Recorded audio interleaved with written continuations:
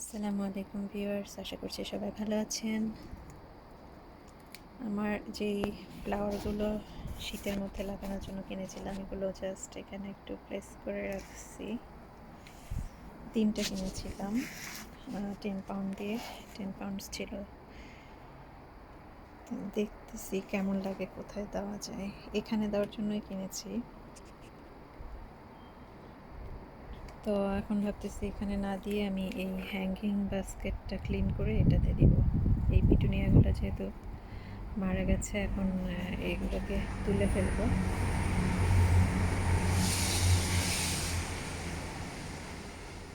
এগুলোকে তুলে তারপরে এখানে এরকম এই প্ল্যান্টগুলো 2টা দিব, কারণ এটা বেশ বড়, এখানে অনেকটা জায়গা জুড়ে, এ কারণে এরা আরও বাড়বে।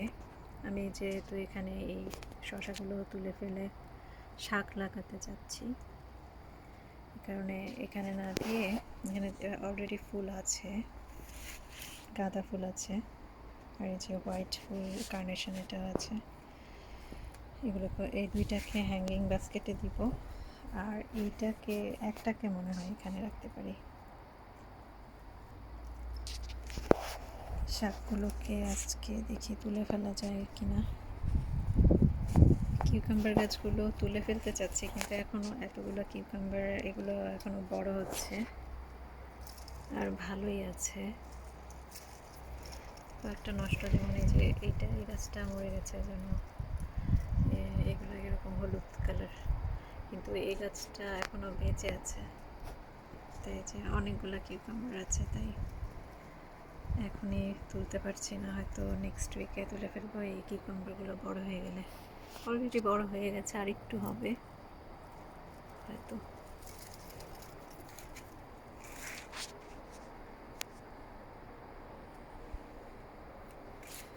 এই সাইডে একটা কিউকাম্বার বড় হয়েছে, এটা আজকে তুলে ফেলবো। অনেক বড় হয়ে গেছে, পাতাটা বোঝা যায় না। যে এখানেও একটা বড় হয়েছে, এটা এই জাতটা অনেক ভালো, অনেক এরা মরার আগ পর্যন্ত কিউকাম্বার দিয়েই যাচ্ছে। শসা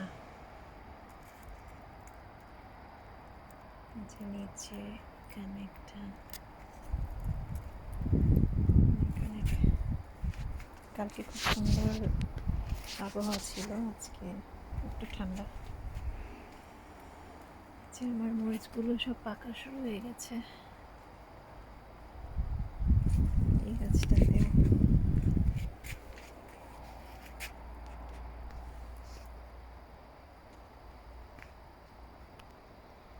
পাকা মরিচগুলোকে তুলে শুকনো মরিচ হিসাবে শুকিয়ে শুকনো মরিচ করা যায় কিনা দেখতে হবে। সব গাছগুলোই পাকা শুরু করেছে মরিচ। আমি ভাবছিলাম এই মরিচগুলো আর একটু বড় হবে, কারণ এর আগেও তুলেছি, মরিচগুলো আর একটু বড় হয়, কিন্তু এখন যেহেতু ঠান্ডা পড়ে গেছে, তাই এগুলো মনে হয় আর বেশি বড় হবে না, এরকম সাইজেই পেকে যাচ্ছে।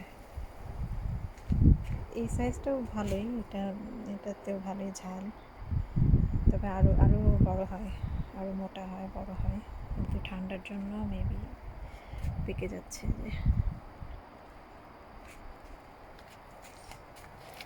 লঙ্কাগুলো সব পেকে গেছে।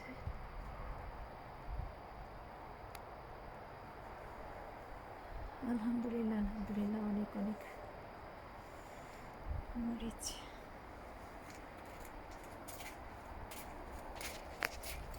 সাইডেরগুলো যেহেতু নাগামরিচ বেশি একটা খাওয়া হয় না, আচার বানানোর জন্যই রেখেছি। ডিম ভাজিতে মাঝে মাঝে দিই, এই জন্য সব পেকে যাচ্ছে। নাহলে কাঁচা অবস্থায় সিলেটিরা সুন্দর শুটকি শিরায় দেয়, তারপর আরও অনেক কিছুতে খায়। আমি নাগামরিচ এমনি এমনি তেমন একটা খেতে পারি না। যে এই প্ল্যান্টটার কথা বলেছিলাম, যে উপরের যে নতুন পাতাগুলো আসছে, এগুলো প্রায় মরা মরা হয়ে গিয়েছিলো, কারণ পানির অভাব ছিল। আমি ভাবছিলাম যে ঠান্ডা এরকম হলো কিনা, না, এটা আসলে পানির অভাবে হয়েছিল। পানি দেওয়ার পরে আবার সুন্দর হয়ে গেছে। এটা দেখতে অনেক সুন্দর লাগে, আর ফুল হলে তো পুরা থোকায় থোকায়, প্রত্যেকটা থোকায় এরকম এক একটাতে এক একটা ইয়েতে একটা করে বটল ব্রাশ ফুল হয়, খুব সুন্দর। এটা মার্চে ফুটবে। আর এই যে এইটাতে যেই গাঁদা ফুলের চারা বীজ থেকে হয়েছে, আমার উপরে যে হ্যাঙ্গিং বাস্কেটের ওখান থেকে একটা সুন্দর গাছ হয়ে আবার ফুলও ফুটেছে, কলিও আসছে অনেক। যে এটা থেকে আমি জাস্ট এমনি একটা মরা ফুল ফেলাই দিয়েছিলাম এখানে, ফেলানোর পরে দেখি সুন্দর গাছ হয়েছে।